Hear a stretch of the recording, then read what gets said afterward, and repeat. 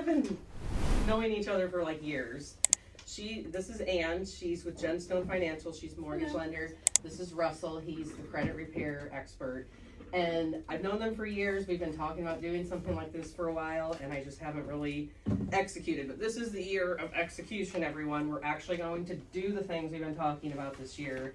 So I am starting off with just, you don't know what you don't know.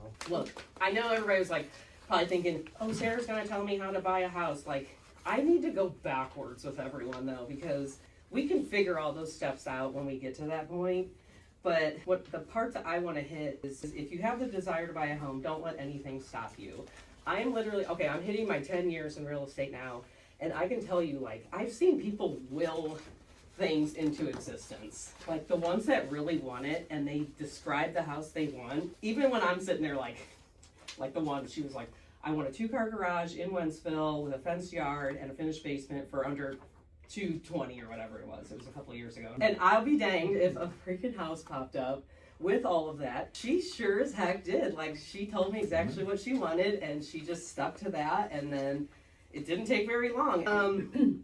The next part, don't put too much confidence in the opinions of people who don't take risks. Okay, this is huge because I love the people who, you know, tell you what you shouldn't do with your life, yet they're sitting there and never took a risk or never bought anything, and it's like, but they're so quick to tell you, you shouldn't do that. That's not a good idea. The market's bad. Whatever it may be. Too much money. Or they inherited. Oh yeah, I'm getting to that. Oh, okay. Yes, I practiced on my mom yesterday, so she knows my presentation. But yeah, the next one, they try to compare their life to yours. Like, I love it when the person who has the generational passed down property tells somebody, oh, I would never make a payment like that. I would never pay that much for a house. And it's like, so what do you have? Oh, my parents gave me a house. Really? Okay, so that's a lot different. Don't let anybody tell you, like, you shouldn't do this or that because of the great setup they have. And also, people who don't have your best interest in mind.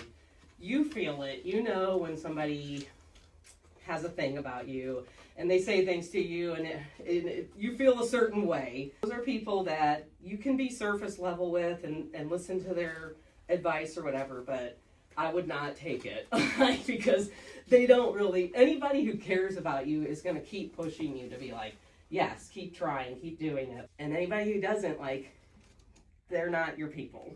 Next, if something looks too good to be true, it probably is. I hate that because sometimes you see these houses online, it's like, oh my God, it's perfect. It's $150,000. It looks great. Like, yeah, we'll go look at it, but there's probably something going on that is really bad. So just keep that in mind when you're shopping online. Just actually go to reality and we'll go look at stuff and I'll show you what what it looks like in person, because yeah. Next, a good realtor partner is worth their weight in gold. Of course, my middle name is Goldie, my last name is Bell. That's kind of how I came to the name of my company, but I also really mean that. Like, a realtor, I know, like, they get a bad rap sometimes, but like I notice realtors, they genuinely want to see the fruition of their efforts come to an end. That is someone who's going to push you and help you get there, and they really want it to happen because they get joy and fulfillment from that. You may not even know that person very well, but that person may help you get somewhere faster, better, more efficiently than your own family. So, I mean, sometimes you just gotta find that person and let them guide you. And the mainstream opinion of real estate's usually wrong. A couple weeks ago, it was like, oh my God, the interest rates just dropped or whatever. And it filters straight to the consumer, and they're like, oh, rates should be down now. And it's like, nope, they're not. That was something else, or it's going to take time. Or when they tell you, like, oh, there's just no houses for sale and there's no inventory.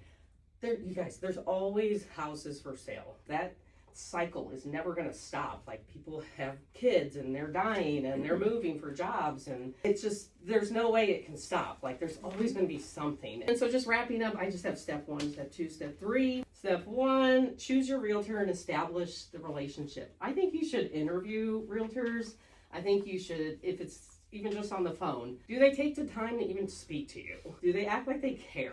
Do they, tell them, what your schedule's like. I can only look at houses in the evening. Is that something you can do for me? What about weekends? Like, do a little research on them. Find that person that you connect with too, because that's what I mean. Like, when you have that good realtor who actually wants to help you, you're gonna get it done. Step 2, get pre-approved.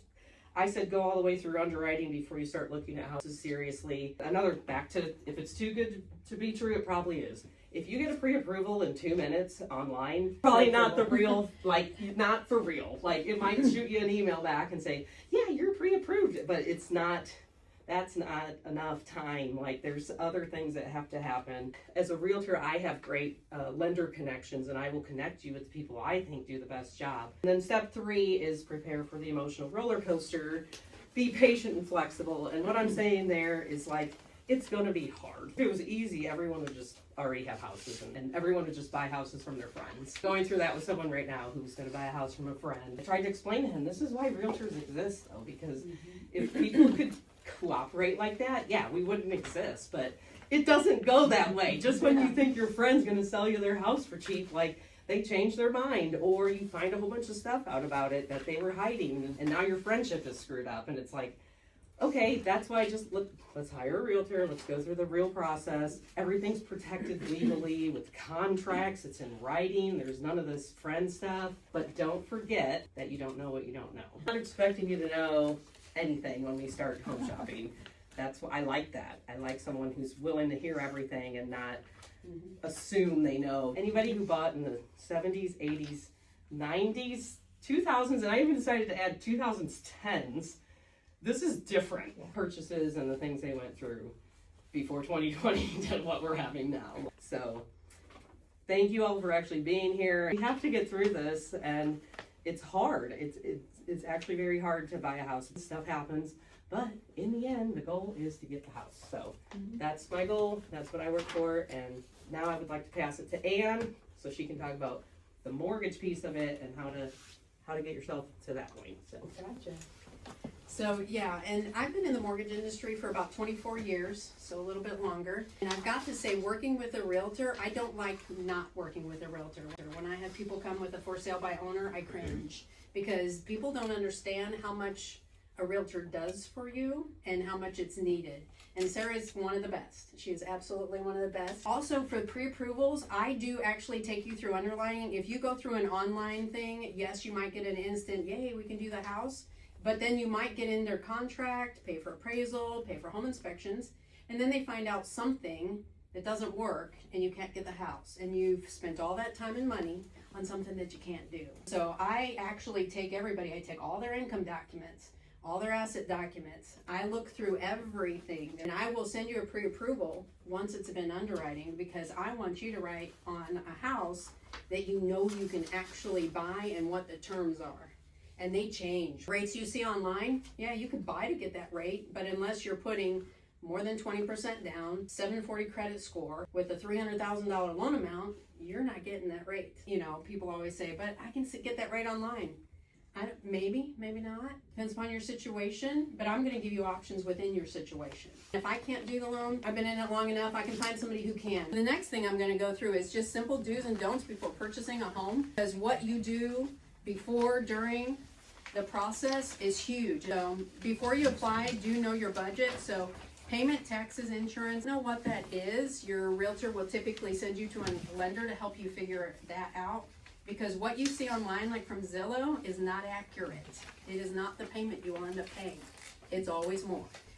Pay everything on time. Keep your credit balances low. This is all stuff he's going to go through. Get your docs ready, because when I do a pre-approval, I need pay stubs. I need the very last pay stub of every year for the past 2 years. In case you're paid commission or bonus. I need W-2s, tax returns, bank statements, 1099s, IDs, so keep all that stuff. We need those documents to verify, because we trust you, but we need to verify it. We're not going to sign off on a hundreds of $1,000s loan without verifying that you make money, you have something, and you are who you are. Don't open up a new credit card or co-sign for anyone, because when you co-sign for someone, that debt counts against you. Don't make large cash deposits or move money around. Cash is not king.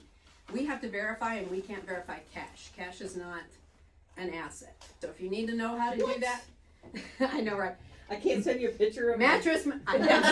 I have had somebody send me a picture of their money. I'm like, what are you doing? I can't help you, you know? And also during the process, don't move money around. Do reply fast to a lender, because usually when I need something, I need it right away to keep you on track to close on time. Keep your income and job stable. Tell your lender before you make any changes. I had somebody quit 2 days before closing. We called to do a verbal verification of employment. We don't close. They're like, but we were through underwriting. I said, yeah, but you haven't closed yet. So don't make any changes till after closing day. Or let me know, because maybe we can help you. If you get a new job offer, I can work with that. But we need to know, are you going to be paid the same? You know, are you going to be hourly? Or are you going to go to salary? Or are you going to now be 1099 and I can't do your loan for 2 years? You know, so it matters. Every little thing matters. Keep your spending normal. Don't go on a vacation and blow everything and raise all your credit cards up. I've had that happen. Don't buy a car under contract. I've had somebody not be able to close because their credit union told them that they weren't going to report the new car payment to their credit bureaus. And when we pulled it, they reported it and they no longer qualified for the loan. I've had somebody buy $60,000 worth of new furniture for the house because they had to have it the day they moved in. Well, guess what? 60,000. Wow. It was a big house. They didn't move in because they had to return all that furniture to qualify for the loan and then get in. You know, because right up until the day of closing, we do another soft pull on your credit just to make sure you haven't gotten any new inquiries or incurred any new debt. And do keep your money in verified accounts, and don't, I have some people who like to move things, you know, in their accounts. A lot of people get paid through things like Venmo, PayPal, different ways of getting, you know, Cash App, things like that. Maybe do that through an account that you're not verifying your assets, because you know we have to verify every one of those transactions. That's a nightmare for us and our underwriting team. So just a little bit about that. Do keep your funds in the verified account. Check instructions. We'll get you, if you're going to wire money to a closing, we'll help you with that. Get with the title company to make sure that's right. I'll go through the closing disclosure before. You're going to know all your numbers, where it's all going. There is complete transparency with me. There will be no surprise like, oh, I didn't know about that fee right at closing. And then the final tip is, if you're unsure, ask your lender first. Easy prevention beats last minute fixes. You know, so just call me. I've had people call me before, but I need that flooring. And I'm like, not till we're clear to close. So pretty much that's it for me. Okay, cool. Technology didn't beat me today. Not yet anyway. I'm Russ Keller. I'm with the Credit Law Center. We are a law firm as well as a credit repair company. Why that matters is because there's thousands of credit repair companies out there, to be real honest. Only a small handful of us nationwide are also a law firm. That matters when you're dealing with creditors, collectors, even the credit bureaus. So we're always working for deletions. Law firms, if that's all you're working with, typically don't worry about deletions. Also, always looking for opportunities to get settlement money paid to you from creditors, collectors, credit bureaus. 1/3 of the people that come to us, not only do we get things off their credit report that are negative, they also get money. So the most fun phone calls I get is when somebody calls me up and realizes they're getting $1,000 that they didn't know where it was coming from. Called me on my cell phone at 8:30 at night chanting, I'm getting $1,000, I'm getting $1,000. And so to know why he's that excited, the $5,000 debt behind it was going away. Wow. And he's getting paid $1,000, and he and his wife just had their first baby. Let's face it, anybody who is a parent understands that your first baby, an extra $1,000, you got places for that to go. And so, who am I? What's my background? BA and MBA, University of Illinois Springfield. I'm certified by FICO. I'm a certified credit counselor. I have over 25 years of credit experience. So, what do we want to do today? We want to make sure that we give you some information that you can use right away. And so, many people have probably seen this little pie chart. What's your credit score made out of? Let's break it down though. 35% of your credit score comes from on-time payments. So if I'm saying 35%, that's kind of a weird number out there. How many points are we talking about? The FICO mortgage score, FICO 2, 4, and 5, that's Experian, TransUnion, Equifax, yes? That's 175 points. 30% of your credit score comes from how you manage balances on credit cards. That's 150 points. How do I get that math? Your minimum is 350. Your maximum is 850. What's in between? 500. What's 30% of 500? 150. And 15% of your credit score is related to length of credit history. So the longer your credit history is, and we've got some younger folks and some folks that are more seasoned, but for the younger folks, there's not much you can do about the age thing. 10% of your credit score is from types of credit used, and 10% of your credit comes from new credit, inquiries. Let me say something about inquiries, but first I'm going to touch base on internet, AI, and so forth. A lot of information on AI, right? No wisdom. Somebody on Facebook may have found something that worked in their situation. Now they think it works for everybody. Not the case. So, how many credit scores are there? Different lenders may use different versions or weights on your FICO scores. What that means is there's currently 56 different versions of FICO score. Oh. Then there's Vantage 3.0 and 4.0, which will soon become more relevant even in mortgage lending. People ask me all the time, I went to my credit union to get a credit card, and they gave me one score, and then I went to the car dealer and I got another score, and I talked to Ann and I got another score. Which one's right? Credit karma. First of all, credit You're karma, kicked yes. out. Yes, you can look at credit karma. It's not accurate. It's not. And actually, if you want to go to the Federal Trade Commission, you can find an article. It's about 8 years old or so now. They got in trouble with the feds for integrity and security of their data, letting your information out the back door. They got fined $12 million. That's a pretty good slap on the wrist, yeah? 12 million? 12 million. Problems. Let's get right to it. Can't hide from bad credit. What are problems? Late payments, high credit card balances, collections, bankruptcies, repossessions, and student loans. Are we talking about fun stuff or what now? Let's be honest. Most creditors are pretty darn good at keeping track of when you did or did not make payments. It doesn't matter if whatever the reason was. Goodwill letters, minimal effect. If you've heard of trying to do that, hey, I'm a nice person and I made a mistake this one time and so forth. The problem is you're asking that creditor to ignore the law, so they're not very effective. Now, here's a little something, and this is where if you didn't come to this class, you're not going to get this next piece of information. His score went up 80 points, literally overnight. 30, 60, 90-day late, they credited him back. The late fees over $100. Rapid rescore, and he's in. 13 in a row. His score went back up over 100 points. Wife's went up 150 points. Husband's went up 170. Now look at the look on her face. And the lender was okay with that? Is that a game changer? So, can they do it? Yeah. They don't want to do it, they don't have to do it. And the first, second, or third person you talk to probably doesn't have the authority. They probably doesn't even know what it is. So it's not easy, that's why you're not going to find that on Facebook.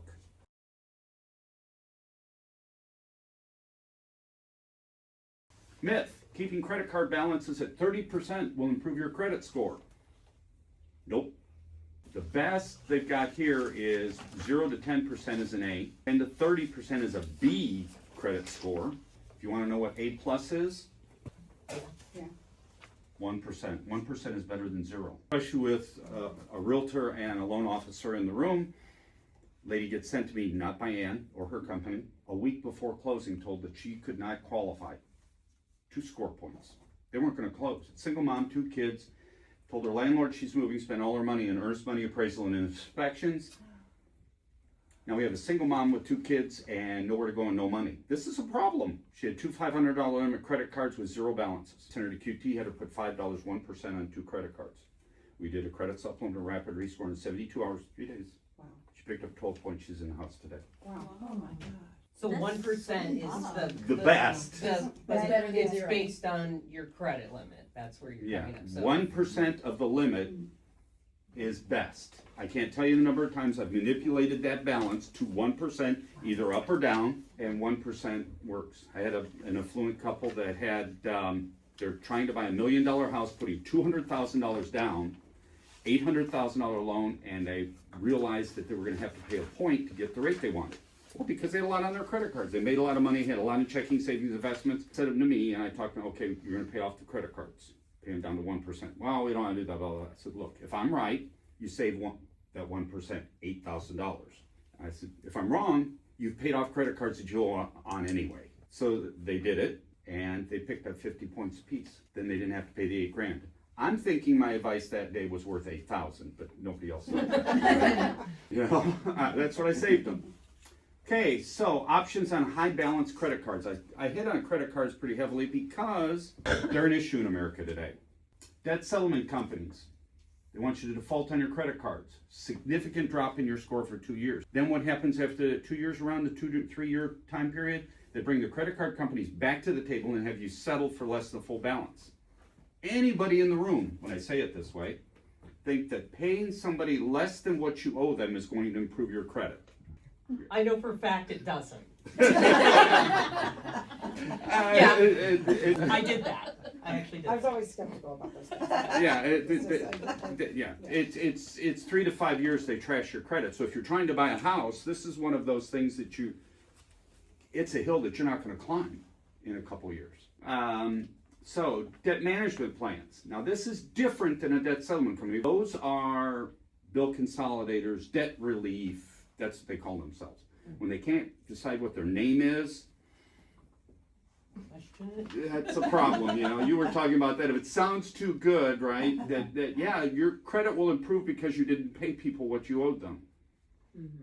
That's a hard thing to sell. So debt management plans are different. They will lower the interest rate. They'll negotiate that down, but not the balances. So if you think about it, this doesn't take a lot of college algebra to know that if you have bought the same debt and your interest rate goes down from 28% to 9.9, you keep the same payment, you just pay out faster. And I'll give you an example. Guy had 3 cards, all maxed out, 6,000, 6,000, and 1,200. Put the 2 6,000s at 26, 28% into the plan, kept the 1,200 outside of it.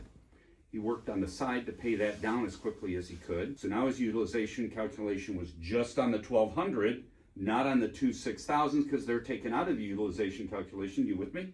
I know you are. Do they categorize them different then when they're in this program? Once they are closed, they're taken out of the utilization calculation. Okay. I call it splitting the cards in a DMP, debt management plan. That's my coined phrase. I don't know what. So is this what you do when you call the credit card company and can we go in a management plan? Can you do I that? have a nonprofit that I would send you Okay, to for that. okay, We don't alright, do that. okay. This is not something that our company would do, but it works really well in those circumstances when we're talking about high balance credit cards. Because what I am going to tell you, credit repair companies are not useful for high balance credit cards. And to be honest with you, on late payments, credit repair companies aren't your best option either. Here's the dirty little secret. You know what the national average is for credit repair companies on late payments? Success rate is 8%. Oh, gosh.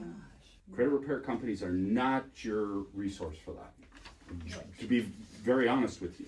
So, myth, paying a collection will help your credit scores. Paying an old collection will likely update the date of last activity and the date reported. That will likely lower your credit score.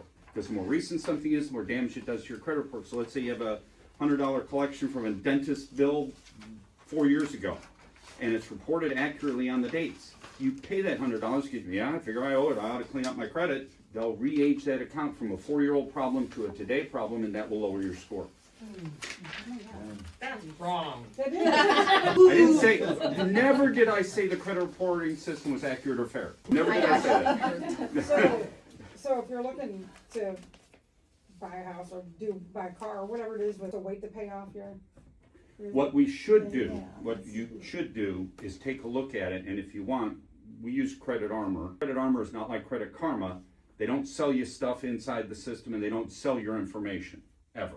We can get a good, clean look at your report and get all the dates, the dollar amounts, then we can look at it and go, I can't tell you the number of times I've told people, it's fallen off the report in 3 months, 6 months. Do we really want to poke that bear? Because if I get our attorneys to send them letters, I will wake them up. Do we want to do that? And sometimes that's a fair question. And Ann's gotten phone calls from me is, okay, if we leave this on the report, because I don't want to touch it, can you still fund them? She'll give us the answer of whether we want to mess with that or not. There are 2 things that most people think are the same, but they're different. Number 1 is how long does it stay on the report? 7 years for most things, except a Chapter 7 bankruptcy, that's 10. Number 2 is how long can they sue me for? And that depends on the type of account. In Missouri, if it's a credit card, it's 5 years. So you have this weird period of 2 years where they can leave it on the credit report if they're reporting accurately. You can't force them to take it off. But they can't make you pay either because they can't sue you. So that means they can't garnish wages, levy your bank account, they can't do anything besides just be aggravating. I used to say if it's not over 1,000, they won't sue you. But here lately, since the pandemic, I've seen plenty of them in 700 and even below that. And you know when they're gonna sue you is because you get contacted usually from a local law firm. So, less than 2% difference whether it's paid or unpaid. Here's something you won't hear anywhere else, especially you won't hear from credit repair companies that are not a law firm. This really should say, how do collection agencies work against you? Okay, so when we challenge something on the report, they're supposed to notate on the report that it's in dispute. Now, I know when it gets back to Ann, we have to get the in disputes off, but they're supposed, by the law, they're supposed to put in dispute on there. If they don't, they violated federal law. Now, also, when you're represented by a law firm, this is for collectors, third-party collectors. They're not supposed to contact you. That means they can't call you, email you, text you, drive by, wave at you. Actually, there was a collector that tried that, and the judge was not amused. They got some good, judge threw everything at him he could. Wakefield and Associates, have you seen those yet? I feel like I have, yeah. They have a tendency to not notate, and when that happens, our legal team goes after them. What typically happens then, that debt that's behind it, remember I mentioned Byron? That debt that is behind it, that goes away, and likelihood is they put as much as $1,000 in your pocket.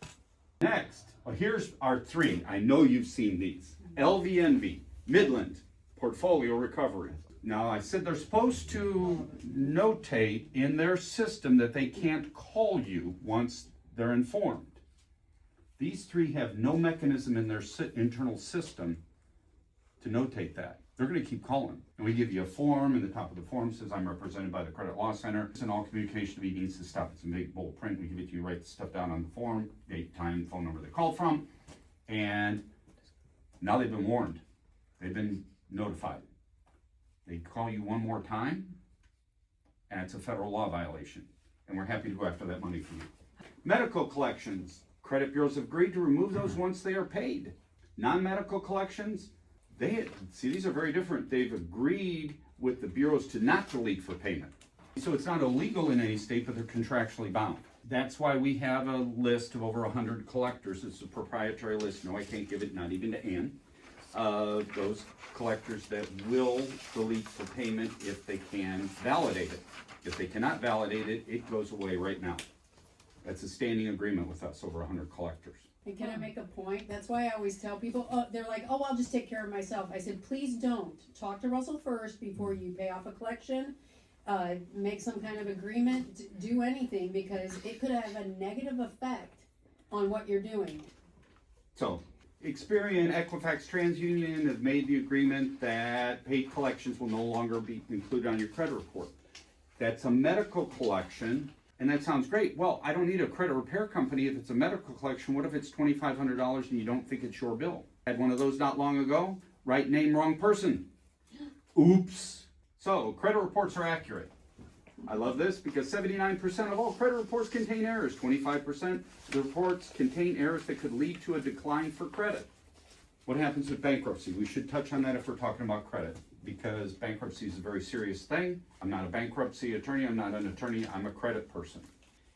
It takes 3 to 4 months to complete and can stay in your report for 10 years, and it puts you 2 years down the road to buy a house, at best. Chapter 13, the wage earners plan, usually you pay on it for 5 years, and then everything that's left after the 5 years is discharged, but that can stay on your report for 7 years. After a bankruptcy, it's important to rebuild your credit as soon as possible. And this is not an attempt to give legal advice. Filing for bankruptcy is a serious consideration. You need to talk to a bankruptcy attorney. I do refer people out for that on occasion, but I try not to do that unless it's really serious. Okay, I might ruffle some feathers here talking about repossessions. Oh, no. The vehicle is surrendered to the lender. The lender sells the vehicle. The lender notifies you of the balance that is left, but there are rules. There ought to be rules when you repossess a vehicle, or auto theft would be legal. Let me tell you who the offenders are. They're not the larger banks, even the credit unions. It's the buy here, pay here guys. Everybody gets financed here. They don't keep track of squat. So let's kind of back up and with the repossession, let's go back to the car purchase. Signs an agreement to repay the lender who pays the car dealer. Understand who the different people are? The lender doesn't want to have it. Then the cosigner. This is where I ruffle feathers. The person, the lender, really expects to pay. So, what I'm saying is, if you're shopping for a car and you see this sign, or this sign, and the contract was written by these guys, your car deal is gonna feel like this. What I'm saying is, you have to be careful with car deals. Student loans, this is a two-part issue. 9.2 million people the first half of last year got reported delinquent or in default on student loans. That's a lot of people. There's two things that need to be done here to solve this. The first thing is, you have to get current with your servicer if you have a student loan issue. That will stop you from getting more late payments reported on the credit report. But the other side of this is, we want to dispute the late payments, because with student loans being transferred around the way they have been, some colleges being closed, other lenders being disqualified from being student loan servicers, this is kind of a mess. And they're having trouble documenting why they're reporting you late. Well, if they can't document why they're reporting you late, that's an FCRA issue, Fair Credit Reporting Act issue, and we can go after them. We have had more success with this than ever before. There's never been a better time to dispute those than now. We don't want to do, if this is your situation, is wait until the federal government gets their act together on this and figures out why they're reporting you late. We want to get it wiped off now. And so, building new credit, they have to start with a secured, we were talking about this earlier, and they want to start with a secured card. Charge only $10 a month, pay off on the statement date. Wait a week and put another $10 on the card, then pay it off on the statement date. Statement date is 3 weeks before the due date. Why do I say wait a week after you pay it on the statement date? Is because typically 3 to 5 days after the statement date is when they report to the credit bureaus. So this is a whole timing thing. I had a group of people that were, of 200 people that just out of bankruptcy, 2 weeks out of a Chapter 7. Scores in the lower 400s. How do we get these people score up to do that? What do? 2 small credit cards. Put $10 on them at the gas pump. Why the gas pump? Because it's easy to do, because you're going to the gas pump anyway, and it's easy to put $10 on the pump and you're going there anyway. I was trying to get 200 people to do the same thing the same way at the same time. And so we did that, and federal law says that I cannot say the word guarantee. I did over 200 times in a row. I can't say guarantee. Okay. So, all 3 credit card dates: statement date, report date, and due date. The report date is the date people miss. That's typically, not always, 3 to 5 days after the statement date. Fixing errors, Fair Credit Billing Act. This is a big one. Only 60 days from the statement date under the Fair Credit Reporting Act to dispute something that's on a credit card. This is a personal responsibility issue. So when you talk with somebody, this is something I'm a huge advocate of. When you talk with anybody about credit or finances, go to the dollar store, get a notebook, and start taking notes. Dates, times, people. You want details, details, details. Remember the 13 mortgage lates in a row? And I'd like to tell you that my disputes were brilliant, and my strategy was incredible. You know what really won that? We had 5 pages of notes. We caught a major mortgage company in 5 locations, 5 different people giving the same wrong advice. If it wasn't for her notes, we had nothing. And so, paper trail, even one doesn't exist. This is something especially young people don't particularly think of.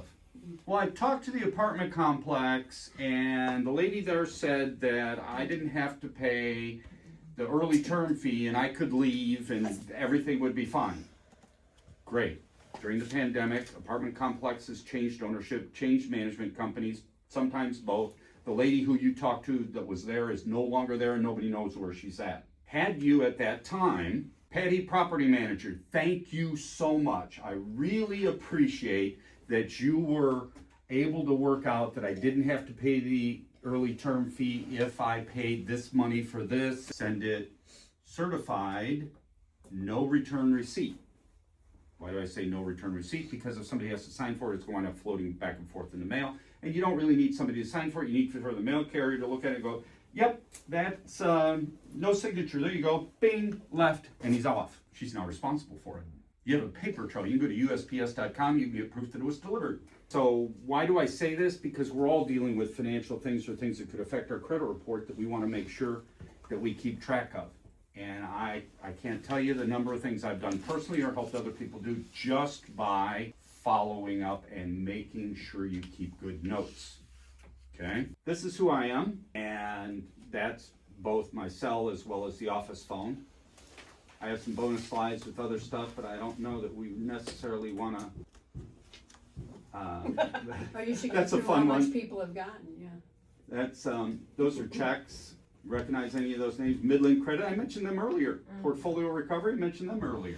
If you wanna take a look at your credit report or some other things, Free Credit Hub is a good way to look at some of that stuff. And, I think that's it for me. Yeah, thank you. Questions? Yeah. That we haven't had. Questions.